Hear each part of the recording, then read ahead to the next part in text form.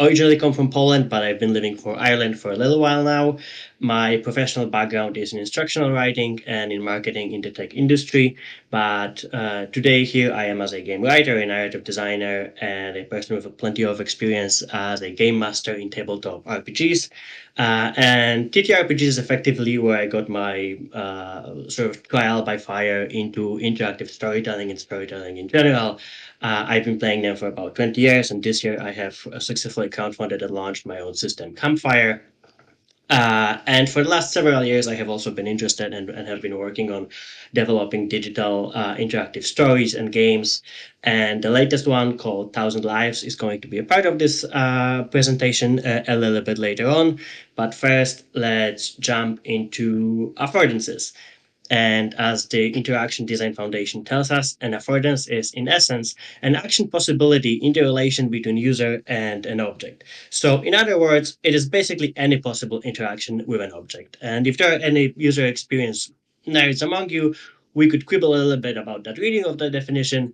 But since we're at a storytelling conference and not a UX terminology conference, we're just going to roll on and continue to system specific affordances. So, think about things like push notifications on mobile phones, and this is something that's going to come up specifically later, but also geofences inside satellite navigation apps or cells in a spreadsheet. Or if you think about modern consoles, a lot of them would have controllers that have a motion sensor inside, or a microphone, or a speaker. So basically any physical properties or any interactive features of a device of a system could be thought of as affordances and could be used as storytelling mechanisms within the game or a story. So let's talk about what this looks like in practice. And for that, we'll do a tiny bit of archaeology and go back to the ancient times of 2007, when Nintendo DS was at the height of its popularity. And in case you don't remember the DS, it was a pretty interesting console because it had two screens. One of them was touch enabled. It had a stylus for drawing. It had a built in microphone. It had a couple of really interesting affordances, and the game that really tried to make the most of as many of them as possible was Hotel Dusk Room 2015, a point and click adventure that is unfortunately mostly forgotten these days. And my favorite puzzle from Hotel Dusk was the jigsaw one, and as you can see, the jigsaw itself is actually incredibly simple. It's just a 4x4 square, so solving that part takes you 2 minutes. But what was interesting about it was that Hotel Dusk gave us a hint that the actual clue towards solving the larger mystery in the story of the game is hidden on the backside of the jigsaw. What you as the player needed to do was to close the lid of the console and then reopen your DS to sort of simulate the main character flipping the jigsaw upside down and thus revealing revealing the hint that is underneath. And that is quite immersive. It is fun. It is really clever. It felt innovative in the moment. And additionally, also it has to be said that it is a gimmick. It is clever. It is using the system very well to tell a part of the story, but it is quite gimmicky. And what I want to do next is go a layer deeper and talk about examples that use those system-specific affordances not just as gimmicks, but as essential drivers of the story. So my first example for that is going to be Lifeline.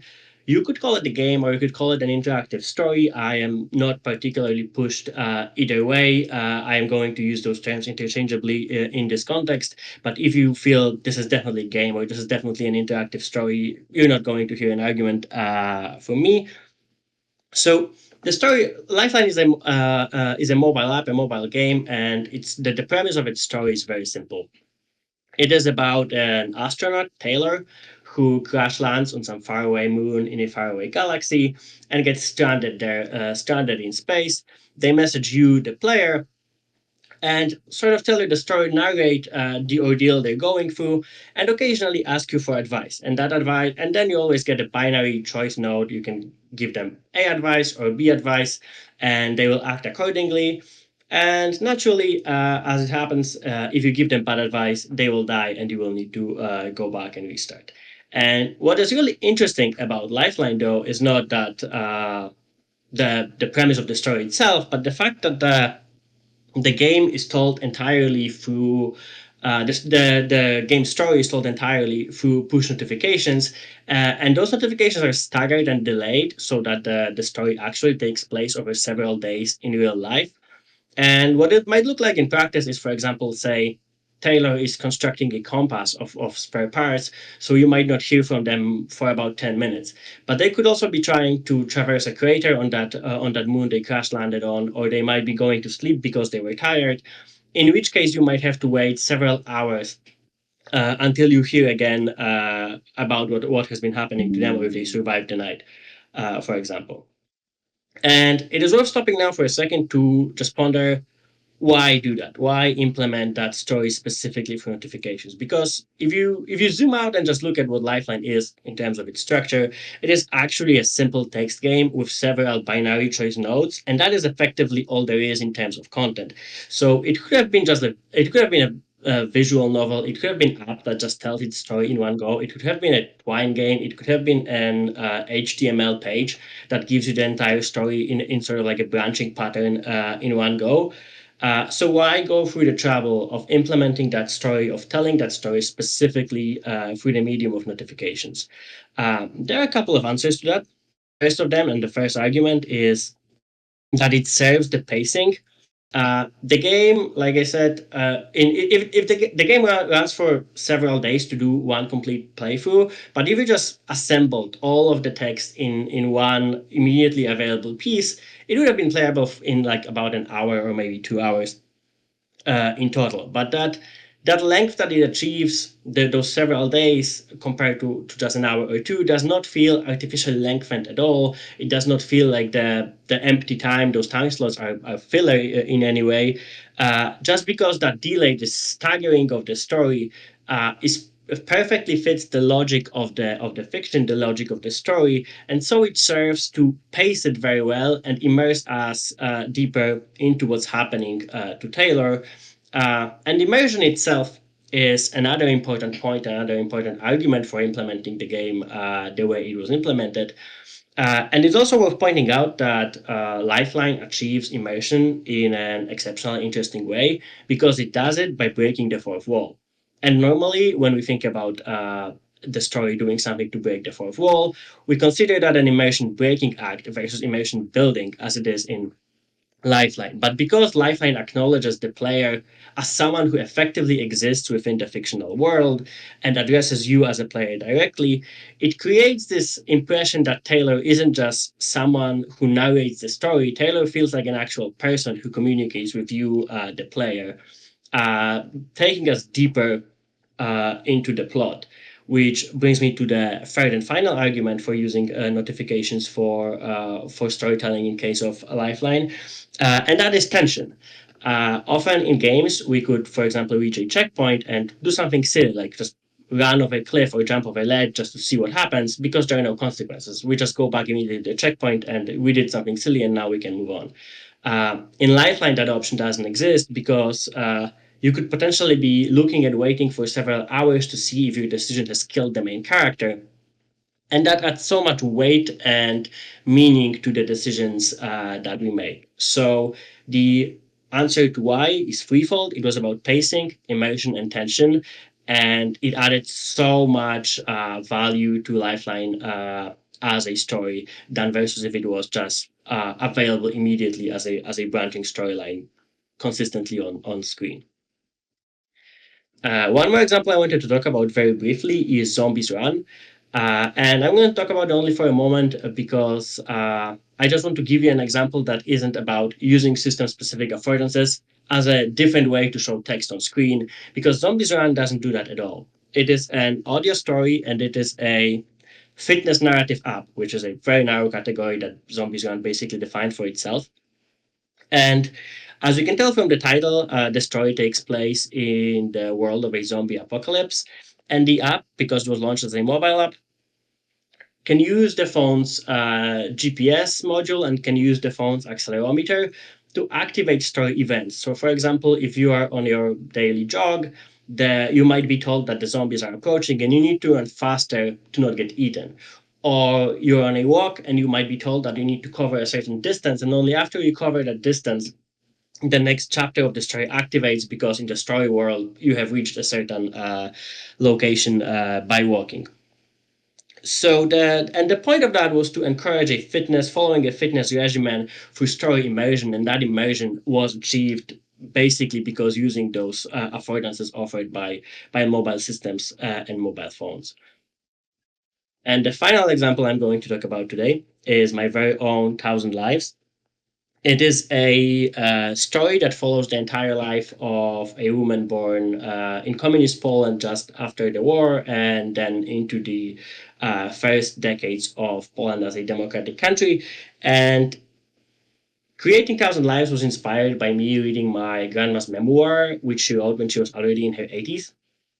My grandma was a genocide survivor. She was also one of the first female engineers in post-war Poland, and she was a political activist. And as I was reading her memoir, I was really inspired to consider uh, all the choices that we make in life, the sort of breaking points where it's like, we have to go one way or the other. And I wanted to create a story that explores that idea of those choices that we make about relationships and love and work and politics that we then have to live with no matter what. And of course, I would also encourage you to play it. It's available for free at 1000-lives.com. But before that, I'm going to tell you a little bit more about how it works. So the unique thing about Thousand Lives is that it is entirely played by email. You sign up on the page with your email address, and then you immediately receive the first chapter, which covers the first 2 decades of the character's life. And then at the end of that email, you get to click a link that make a choice about that character's future. And the choice is binary; it's A or B. And then after you've made that choice, it's recorded, and after 24 hours, you receive chapter 2, and that's the same story again, as in, the story continues based on the choice you made, but you get the binary choice at the end, and then, after 124 hours, you get chapter 3, and then finally, after 6 days, you receive the epilogue, and the idea was that you can feel like as if you have actually seen or lived through someone's entire life throughout those 6 days of playtime. And if you did the maths or just looked at the chart on screen, you probably realize that there's actually 32 lives that you can live through in the course of the game. So I admit to exaggerating a little bit by calling it 1,000 lives. But that just rolls off the tongue much nicer than 32 lives. So I hope you'll forgive me and indulge me for that a little bit. And this brings me to the question that I also asked in context of Lifeline, and as you've seen, Lifeline has also been quite a big inspiration for the design of Thousand Lives. So the question is why? Because again, similarly to Lifeline, Thousand Lives could have been just a very straightforward click-through story. It could have been built in Twine. It could have been built as a mobile app. It could have been built as a simple web page. There was on a technical level no reason to implement it specifically via email. So why did I do that? And the answer is that I wanted to simulate two things that I felt email lent itself very well to. And the first of them was the finality of choices. Because you play with a single email address and there is no way to go back and restart, unless you sign up with a different email address, but then you could be days behind to go back to the point where you wanted to be.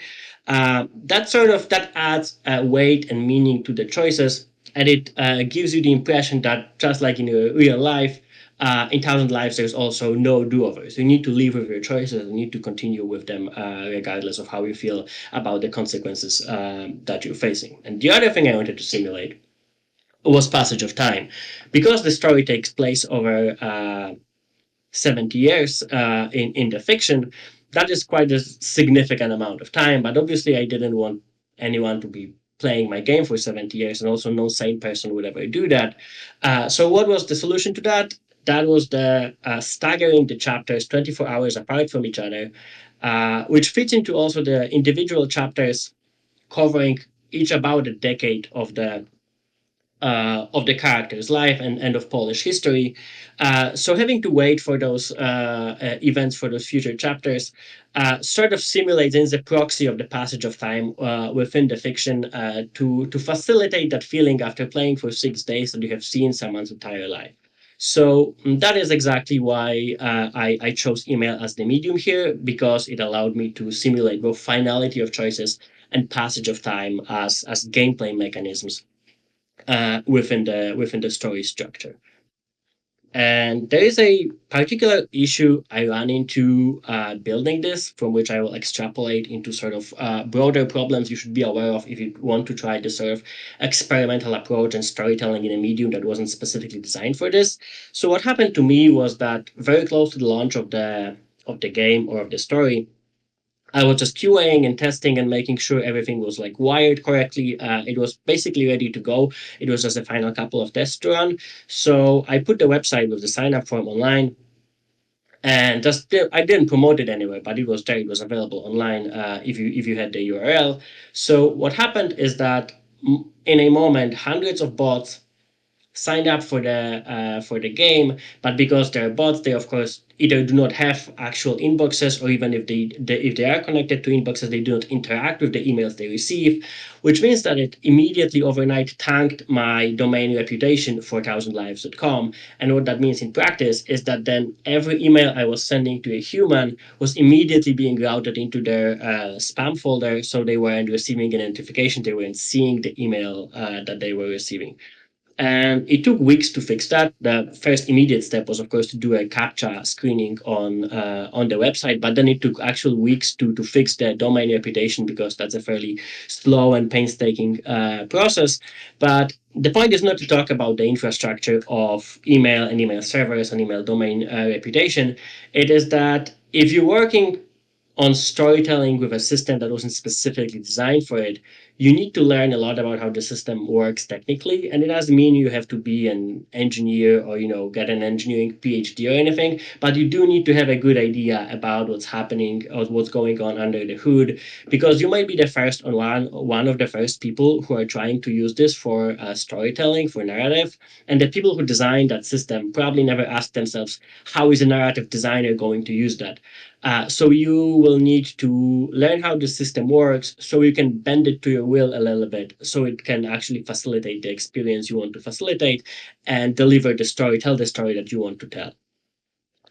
There's naturally a couple more lessons I learned from building 1000 lives. The first one is, of course, how you tell a story is as important as the story itself. And that is doubly true for interactive fiction, because for any digital storytelling, the technology that we choose is an extremely big part of the how, and it is a big part, it is effectively the telling in storytelling. And when you choose a system that is a very specific system of just a specific affordance of a system to tell the story, you will of course have to face a lot of constraints that are imposed on you by this very specific narrow choice.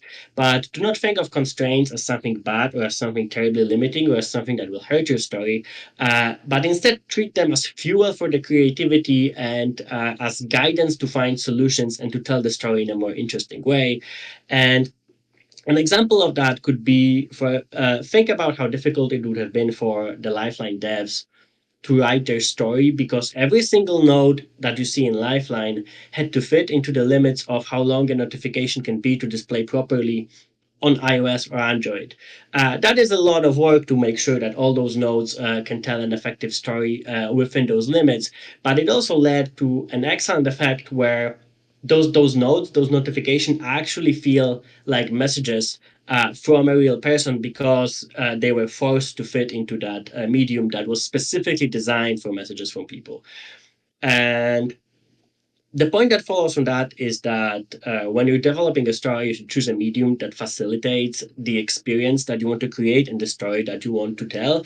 And it is perfectly fine that 9 times out of 10, or even 99 out of 100, this will be a regular game engine on a regular gaming platform. That is, of course, natural. But sometimes it is worth just looking around at the tools you use at work, in daily life, systems, software, hardware, and think about them as potential, as a canvas on which you can paint, as a potential tools for delivering a story, and not just for what they are in your daily life.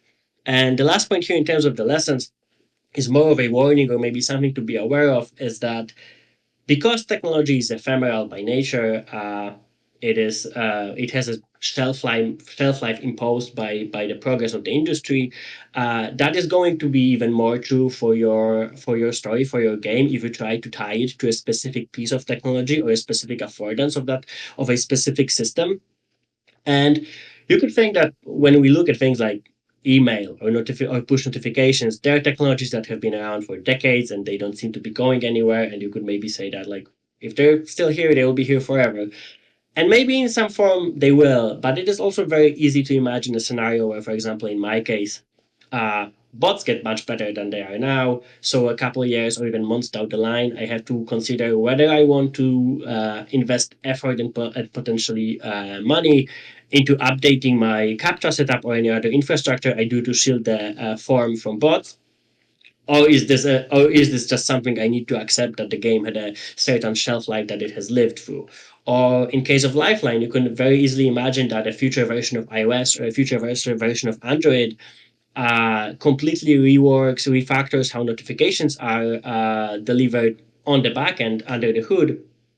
And then the devs of Lifeline are left with a choice whether they want to invest the effort of rebuilding the way the app uses the notifications API in the system, or do they give up on it and just accept that the future version of iOS or future version of Android is going to be incompatible with their game? So uh, that is just the reality that we live in if we develop stories that are tied to a specific piece of technology. It doesn't have to certainly be bad. I still encourage you to experiment with those stories. Just be aware that they will have a certain shelf life limit imposed by the tech that you're using. And I want to leave you with a quote from Richard Le excellent book, Playful Production Process, that I encourage you to regard every game engine hardware platform that you approach as a playground, rich with potential for interest, emotion, challenge, and reflection. And I'm just going to expand that and say that not only regard every game engine hardware platform, but also any tool and a piece of technology that you see as a potential playground, a canvas that you can paint on, a medium that you can tell a story with, whether this is an email, a spreadsheet, an accelerometer in a phone, a map, or a drawing tablet. Anything can be a story. And also, my closing thought is that you should really go play Thousand Lives. That would mean a lot to me. Thank you very much. If you want to connect, my socials and my email and my blog are on screen. I hope you enjoyed this. I hope you have a terrific time tomorrow at NarraScope as well. And if you have any questions, I think we have a couple of minutes to answer them. So, hi, my name is Janine Bauer. I have a colleague of mine. His name is Pengzi Zheng, and he presented at the Canadian Game Studies Association conference talking about fourth wall breaking as a sometimes meaningful game design choice, but that was limited in its replayability. So the fun and the interest of using a fourth wall break as a game design moment that once broken kind of limits replayability. So with your email interface for your game, or just broadly affordance-based game design choices, can you talk about designing for replayability and how those affordances, like the constraints of those affordances, might become difficult but interesting for that replayability factor? Thank you. Yeah, that's very interesting. And can I be? Is there? I hear a lot of echo. So everybody should be. I'm going to leave this in the Okay, yeah, that is great. Thank you very much. So I think the thing about breaking the fourth wall is a little bit that if you do it once, uh, as a sort of something that jumps the player or the viewer or the reader of your story, then it might be cool, might be effective in a moment. But indeed, if you try to replay, reread, rewatch the story, and you know that it is coming, it is sort of like a twist ending in a movie where, like, you've seen it once and then it loses a lot of its power.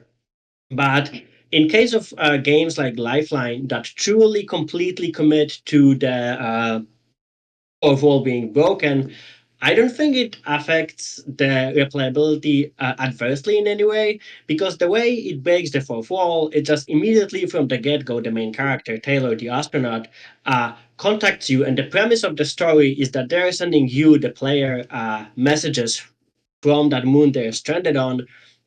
So it doesn't as much feel well when you think about it consciously. It is breaking the fourth wall. The game is effectively addressing the player, acknowledging the existence of a player, but it doesn't really feel like the fourth wall is being broken because the story commits to it completely and makes it part of the actual narrative. Part of the plot is that the player is a part of the plot, if that makes sense. uh, so I think if you commit to it fully, if you make the breaking the fourth wall part of an integral part of the entire storytelling mechanism, and the story structure, then I think you can get away with it. Of course, this limits the scope of the type of stories you can tell. But I think with like committing to any particular technique this strongly is going to have that effect. I hope this answered the question. This answers the question.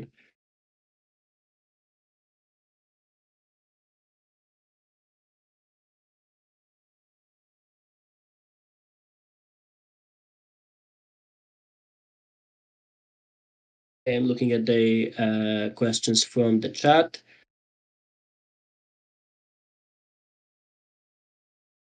Oh, the question is, I wonder how you would rate email here in terms of McLuhan's hot and cold media, and I am afraid my answer here is going to be very unsatisfactory because I did absolutely lift the title of the presentation from McLuhan, but I haven't read him since college, which was sadly quite a long time ago. So I don't think I can like really competently address that because my McLuhan is very rusty. Uh, I'm looking at another question there. The question is, have you thought about what it would take to tell larger scale narrative, not just larger number of paths, but potentially setting up and writing narratives that go across platforms and have more dynamic interactions with multiple characters? I had thought about this in the context specifically of Thousand Lives. Uh, because in particular, when I started working on it, I imagined it to have a much larger scope. And when I realized that the scope I originally planned for would have been a length of about 3 novels, I was like, I'm probably never going to finish that. And instead of doing the absolutely same thing that I eventually years later ended up doing to cut the scope, I figured that I could sort of do it into like a live experience where the I never imagined it would be broadly popular, so I always thought there would only be like at maximum a handful or a dozen players at a single time. So I could have some chapters that I pre-written, but some chapters I would write on the fly when the player has made a choice and then they're waiting for a chapter. So I could write that chapter on the fly, and that expands the scope of the story near into infinity. And also adds this layer of interactivity and dynamism into the story itself. I didn't end up doing this because that is a Thousand Lives is a passion project, and that was like taking this approach was in hindsight obviously not going to work as a passion side project that I'm doing, beside my day job. I didn't have time or resources to commit to something like that. So in theory, I think there are so many ways to expand on the idea of taking affordances of technical systems and building stories on top of them. And this could be much more involved and much more complicated stories than just the simple branching that I'm doing with Thousand Lives. And I would love to experiment with that going forward. But also ultimately there is a question of resources and time available, and for Thousand Lives I needed to astronomically cut the scope to get this to the point where it is, and at the point where it is about 70,000 words in total, from which in a single playthrough you're going to only see a very marginal amount. And if I added another, because of the nature of branching, adding even another chapter would have expanded it twofold. So absolutely yes, I would like to experiment, and I'm thinking a lot about expanding system specific storytelling system specific affordances into different technologies and different stories. But it is complicated due to the one constraint that unfortunately isn't a great fuel for creativity, that is time. And I think that brings us to all of the questions that are in the chat. Is there anything else from the audience, or are we good here?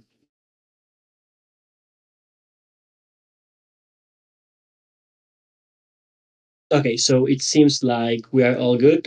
Thank you very much for joining. I hope you had a good time and have a great day tomorrow at NarraScope.